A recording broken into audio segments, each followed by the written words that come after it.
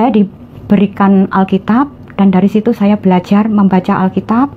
Dan di awal-awal itu saya, ternyata di Alkitab ini kok ada nama-nama seperti di Muslim, ada Ibrahim, ada Nabi Musa, ada Iska, ada Ismail, ada Nabi Nuh. Jadi ketertarikan saya semakin ingin penasaran, apa sih yang ada di dalam Alkitab ini?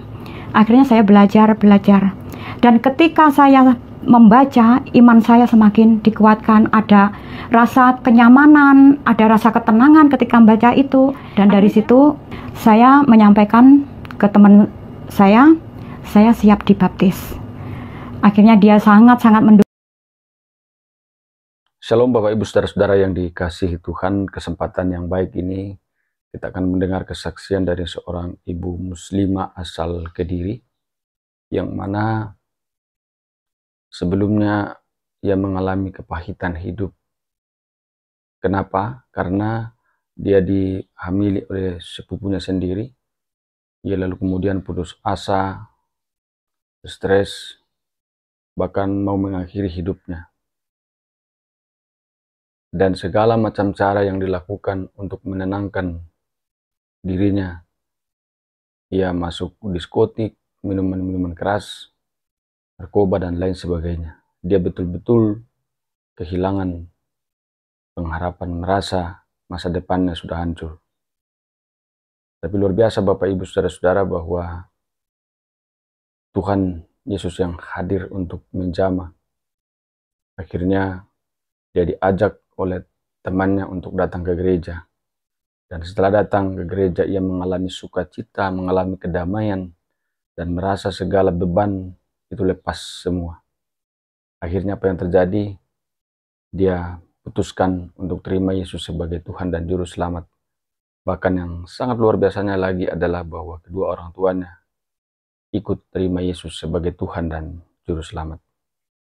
Untuk lebih lengkapnya, kesaksiannya kita saksikan bersama-sama. Nama saya Cynthia Amin, saya berasal dari Kediri. Di sini saya mau menceritakan pengalaman terpahit saya.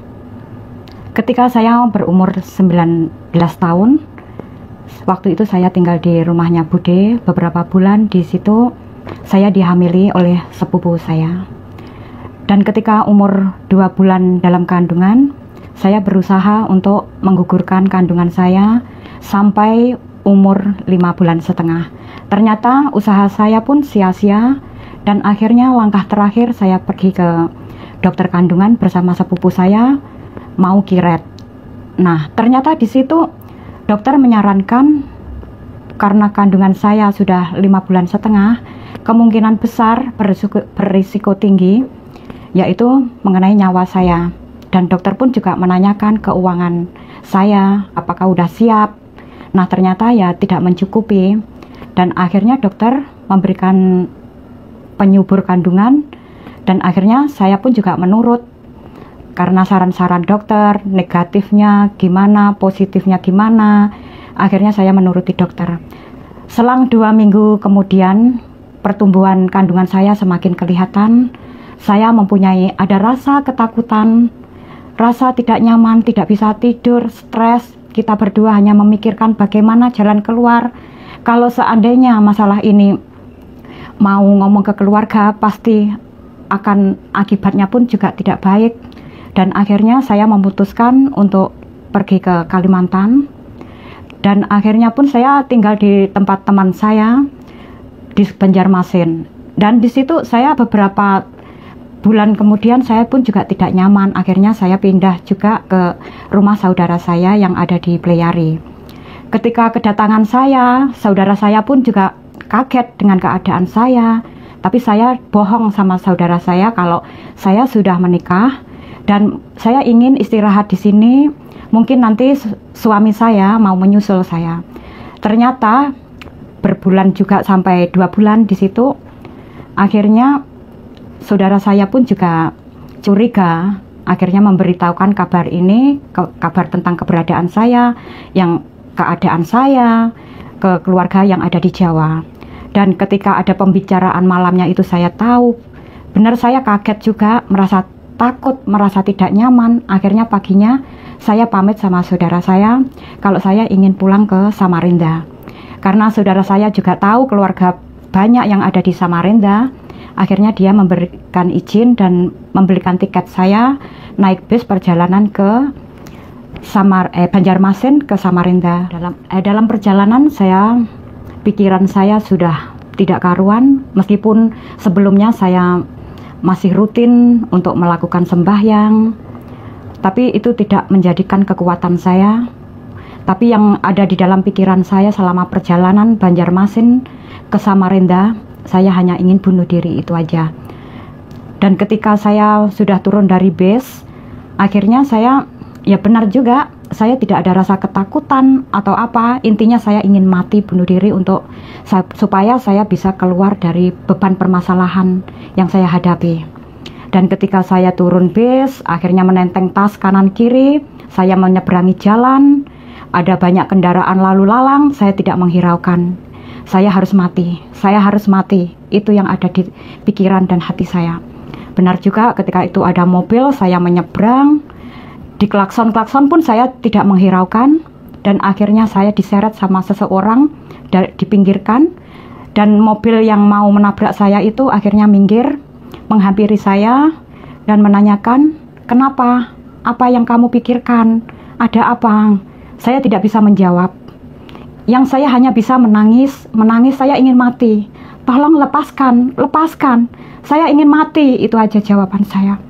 Dan ketika itu yang punya mobil pun juga mungkin ada rasa kasihan. Akhirnya saya disuruh masuk ke dalam mobil. "Oke, kita ke rumah aja, kebetulan rumah saya juga dekat dari sini," dia bilang gitu. Akhirnya saya mengiyakan aja, tapi dalam perjalanan saya disadarkan, dinasehatin, "Sebenarnya tujuanmu kemana? Kamu ada apa tadi?" Sambil menangis saya ada masalah, saya ingin ke rumah paman saya. Saya bilang gitu. "Rumahmu mana?" "Rumah paman saya ada di Perumnas Air Putih." Akhirnya saya diantar ke situ, dan ketika itu juga paman saya juga kaget dengan keberadaan saya, kehamilan saya, karena baju saya, wajah saya kusut sekali, karena semalam saya tidak bisa tidur di dalam perjalanan. Dan akhirnya malamnya saya ditanyain sampai mendetail, "Kenapa kamu hamil, sama siapa?" Akhirnya saya mengaku. Akhirnya seketika itu juga paman saya menghubungi keluarga yang ada di Kediri, dan semuanya keluarga yang ada di Kediri pun juga gempar, kaget, karena yang dia tahu bahwa saya ada di rumah bude saya. Ternyata sekarang kok ada di Kalimantan dan keadaan hamil. Dan akhirnya ya itu keluarga dari bapak mendatangi keluarga rumah bude untuk menanyakan dan memberitahukan keberadaan saya. Dengan akhirnya banyak hal yang terjadi antara musyawarah, tidak ada mufakat. Akhirnya keluarga dari bapak saya harus bisa nggak bisa, saya harus menikah dengan sepupu saya. Dan akhirnya saya dibelikan tiket pesawat, saya dipulangkan ke Jawa. Dan ketika itu saya jam 4 saya tiba di rumah nenek saya. Ternyata sepupu saya ada di situ. Ternyata 2 minggu sebelumnya sepupu saya sudah berada di rumah nenek saya. Dan malam sore saya datang, paginya saya langsung dinikahkan. Bapak penghulu datang ke rumah nenek saya. Dan seketika itu pun kita pisah. Sepupu saya pulang ke rumah orang tuanya dan saya tinggal di rumah nenek saya. Ketika anak saya lahir, saya benar-benar tidak bisa menerima kenyataan ini. Saya tidak bisa menerima anak saya karena dari awal ini bukan dari hasil cinta saya. Saya benar-benar tertekan, benar-benar saya merasa stres. Intinya saya tidak ingin melihat anak saya. Bahkan ketika anak saya sampai berumur 3 tahun pun saya selalu menyiksa dia, tidak sayang sama dia. Pernah saya masukin ke kamar mandi, mau memandikan, karena ingat masalah saya, kebencian sama saya, ingat apa yang sudah terjadi selama kehamilan. Benar rasa itu menjadi rasa benci sama anak-anak saya. Dan akhirnya saya mulai dari situ saya tidak dipercaya untuk mengasuh anak saya. Intinya saya bukan jadi seorang ibu yang baik. Karena dari awal emang ini saya sadar bukan hasil dari kasih sayang saya sama sepupu saya. Akhirnya saya anak umur 3 tahun, saya tinggal ke Hong Kong, membawa beban berat, kepahitan, sakit hati, kemarahan, saya luapkan. Dan saya pun rasa dendam itu selalu ada. Suatu saat saya ingin membunuh dia jika saya nanti pulang dari Hong Kong. Dan ketika saya di Hong Kong, benar rasa itu saya luapkan. Gaji pertama saya habis untuk apa yang aku suka beli untuk menyenangkan hati saya. Berlanjut sampai saya punya kenalan teman Indonesia juga yang ternyata tiap liburnya ke diskotik. Nah, dari situ saya selalu ikut dia. Akhirnya saya tahu sendiri bagaimana kehidupan diskotik. Saya mencoba minum-minuman keras, mencoba mabuk-mabukan, merokok. Akhirnya saya bisa merasakan apa itu narkoba. Dan akhirnya saya sangat-sangat menyukai sabu-sabu dan ganja. Sehingga gaji saya tiap bulan tuh habis untuk membeli obat-obat itu. Semakin bertambahnya waktu, saya punya kenalan orang dalam. Kadang saya tidak perlu beli sabu-sabu, bahkan saya kadang membantu untuk membelikan. Akhirnya saya dapat dari situ. Itu benar-benar membuat saya itu saat pikiran kalut, saya langsung larinya ke minuman keras, ke sabu-sabu. Itu terjadi sampai 5 tahun. Ketika minum minuman keras itu pun saya lakukan waktu jam kerja juga. Ketika itu majikan berangkat pagi, pulang sampai jam 8 malam, dan anaknya sekolah. Jadi waktu senggang itu saya pergunakan untuk minum-minuman, kadang merokok. Setelah itu saya bersih-bersih rumah. Dan sehingga tidak kelihatan, itu terjadi saat pikiran kalut, mengingat masa lalu, kepahitan, itu selalu timbul. Jadi saya setiap gajian itu saya langsung beli minuman keras, itu saya simpen di kamar saya. Yaitu gunanya kalau saat pikiran kalut baru saya minum itu. Dan itu terjadi sampai 5 tahun. Dan ketika itu saya pindah majikan yang kedua. Dan di situ saya dipertemukan teman.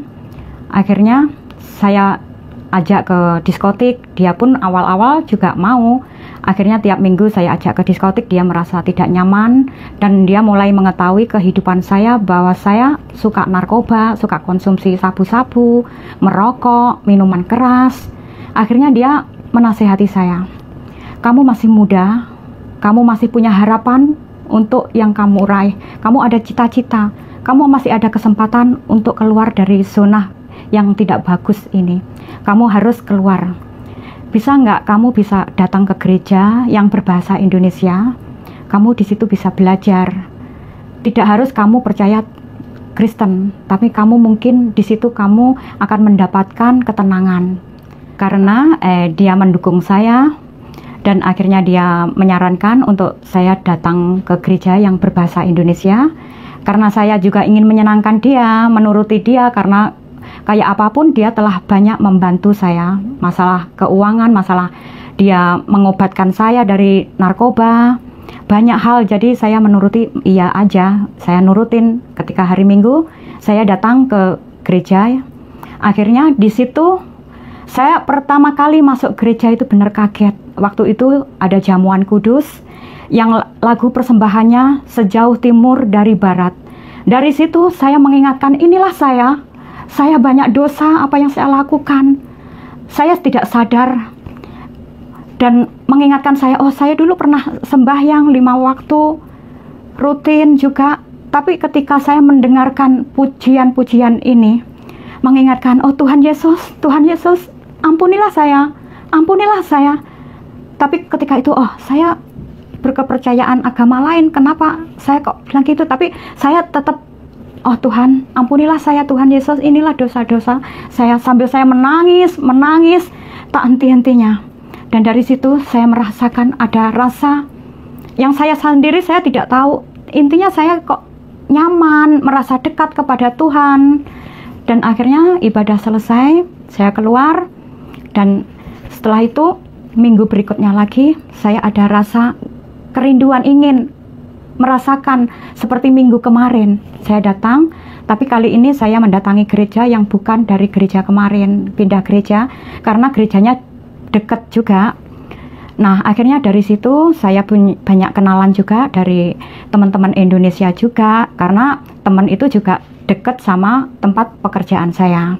Dan dari situ akhirnya saya tiap minggu bergereja, dan pelan-pelan saya pun ya, karena saya dari awal mengikuti, ingin menyenangkan teman saya, menghargai kebaikan dia, saya ya hanya gereja-gereja aja. Tapi pelan-pelan akhirnya saya diberikan Alkitab, dan dari situ saya belajar membaca Alkitab. Dan di awal-awal itu saya, ternyata di Alkitab ini kok ada nama-nama seperti di Muslim, ada Ibrahim, ada Nabi Musa, ada Iska, ada Ismail, ada Nabi Nuh. Jadi ketertarikan saya semakin ingin penasaran, apa sih yang ada di dalam Alkitab ini? Akhirnya saya belajar. Dan ketika saya membaca, iman saya semakin dikuatkan, ada rasa kenyamanan, ada rasa ketenangan ketika membaca itu. Dan dari situ saya menyampaikan ke teman saya siap dibaptis. Akhirnya dia sangat-sangat mendukung saya dan terharu. Akhirnya oke, itu bagus, itu pilihan yang tepat untuk hidupmu, dia bilang gitu. Dan akhirnya saya juga ngomong ke ibu pendeta, menghadap ke ibu pendeta, ibu, saya siap untuk dibaptis. Nah, akhirnya saya pikir dengan jalan bisa ngomong langsung dibaptis, ternyata tidak. Ternyata banyak yang harus saya lakukan. Saya harus katekasi, saya harus pelepasan masa lalu, mungkin ada kuasa kegelapan. Itu dari ibu pendeta mengasih arahan kayak gitu. Akhirnya saya melakukan katekasi, pelepasan. Ya betul saja, ketika saya mau berangkat ke Hong Kong dulu, saya memang pergi ke kiai, dibantu oleh saudara saya. Nah, di situ saya dikasih gotri sepeda itu 12 biji. Nah, itu suruh telan ketika azan maghrib, itu saya telan 3 tiap hari. Lagian juga ada peru ayam, itu saya telan. Dan ada kiai satunya lagi, karena saya berangkat ke Hong Kong ada 2 kiai, yaitu yang satu untuk pengasihan, dikasih sabuk, intinya untuk supaya majikan saya nanti baik dan mengasihi saya. Dan akhirnya itu saya pakai, sampai di gereja pun saya masih pakai waktu itu. Ketika ada pelepasan, saya mengerti itu. Akhirnya saya lepas semuanya, dan semuanya sudah urusan katekasi, pelepasan selesai. Akhirnya saya minggu depannya saya siap untuk dibaptis. Suatu hari ketika ada kesempatan, majikan mengizinkan libur ke Indonesia, saya diizinkan libur 3 minggu. Waktu itu kebetulan adik saya melaksanakan pernikahan. Dan saya pulang, ketika itu pun juga saya ketemu dari saudara, dari bapak, dari ibu, dari lain-lainnya. Dan ada satu saudara yang benar-benar bilang ke saya, kamu pulang ke Indonesia tidak membawa keberhasilan, tidak membawa uang, tapi yang kamu bawa salib. Benar-benar kiplatmu malik. Dia bilangnya gitu. Tapi saya dengan tegas, dengan saya pulang, sebelum pulang sudah menyiapkan, pasti ada hal-hal yang tidak enak nanti ketika saya ada di Indonesia. Benar juga, jawaban saya hanya satu, ini pilihan hidup saya. Mati hidup saya, senang hidup saya, ini pilihan saya. Karena saya memilih ini, saya benar-benar bahwa melalui Tuhan Yesus, hidup saya dapat kekekalan. Tuhan Yesus memberikan tempat surga. Itu iman saya. Akhirnya dia sendiri tidak bilang apa-apa. Ya intinya tidak menyukai keberadaan saya percaya Tuhan Yesus itu. Dan ketika itu saya balik lagi ke Hong Kong, akhirnya kehidupan saya pun semakin dekat kepada Tuhan, semakin saya rindu untuk melayani Tuhan, semakin saya terus belajar meskipun banyak jatuh bangunnya. Dan dari situ saya bersyukur melalui konseling, melalui bimbingan dari Bapak Ibu Gembala, akhirnya apa yang saya rasakan di masa lalu itu, saya ada rasa kepahitan, ada rasa sakit hati, kemarahan kepada saudara sepupu saya, rasa dendam, itu berubah. Saya bisa mengampuni dia, memaafkan dia, dan bahkan saya bisa berdoa untuk dia. Dan jadi di hati pun saya saat ini sudah tidak merasakan rasa itu. Dan yang saya rasakan hanya ingin mengasihi, mendoakan supaya dia diberkati Tuhan, mendoakan supaya dia itu pekerjaannya baik. Itu hari-hari setiap saya berdoa untuk dia. Dan saya bersyukurnya lagi, anugerah Tuhan sungguh luar biasa dalam kehidupan saya. Melalui saya juga, kedua orang tua saya, bapak ibu saya percaya Tuhan Yesus. Dan itu membuat saya benar-benar bahwa Tuhan Yesus berkarya di dalam kehidupan saya dan keluarga saya. Ketika saya ada kesempatan pulang yang kedua, emang rencana saya untuk anak saya mau minta maaf kepada anak saya atas perlakuan masa kecil sampai bertumbuh umur 15 tahun. Saya minta maaf kepada anak saya, ngasih pengertian kepada anak saya, kenapa ibu tidak mengasuh kamu sejak kecil. Akhirnya saya kasih pengertian, dia hanya mendengarkan dengan senyum-senyum sendiri, karena saya menyampaikan juga sambil juga guyonan kayak gitu, sambil dia di pangkuan saya gitu. Akhirnya dia pun, opo sih, oke lah, dia bilang gitu. Akhirnya saya semakin, oh Tuhan, anak saya ternyata nggak ada rasa dendam untuk saya pikir kayak gitu. Oh berarti anak saya juga bisa menerima kata-kata saya, mendengarkan, kok bisa oke lah. Akhirnya saya kejar terus, oke lah, oke yang gimana? Ya oke lah, dia bilang pokok oke lah. Itu sambil saya mainin jari-jari dia, mijetin kayak gitu. Dari situ saya ya bersyukur saya bisa mengutarakan apa yang selama ini saya pendam untuk anak saya bisa minta maaf. Dan dari situ kehidupan saya pun mulai ada rasa sayang pada anak dan keluarga pun juga semakin ada perubahan juga, dan bahkan hubungan saya dengan anak semakin membaik, hubungan kepada keluarga lainnya juga membaik. Saya sangat bersyukur semua ini terjadi, itu karena semuanya karena Tuhan bekerja dalam kehidupan saya dipulihkan, hubungan saya dengan keluarga juga dipulihkan, hubungan kepada anak saya dipulihkan, semuanya baik-baik adanya, dan saya sangat bersyukur. Saya saat ini pun tidak merasakan rasa dendam atau apapun. Saya ingin mengasihi semuanya yang ada di rumah, terutama orang-orang yang pernah menyakiti saya. Itu saya belajar untuk terus memaafkan. Sampai demikianlah kesaksian saya. Biarlah melalui kesaksian saya ini dapat menjadikan berkat bagi orang yang mendengarkan. Terima kasih, Tuhan memberkati. Luar biasa Bapak Ibu, saudara-saudara, kesaksian dari Ibu ini. Semoga dapat bermanfaat menguatkan iman kita. Semakin kita percaya bahwa Yesus adalah solusi. Yesus adalah Tuhan dan Juru Selamat. Yesus adalah Allah yang hidup. Barang siapa yang percaya kepadanya tidak akan binasa, melainkan beroleh hidup yang kekal. Sampai jumpa di video-video berikutnya dan Tuhan Yesus memberkati.